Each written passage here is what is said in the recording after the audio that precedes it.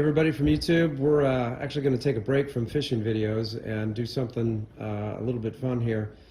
Every year since my son was small, we would launch a rocket in the spring, and it usually was representative of some sort of achievement.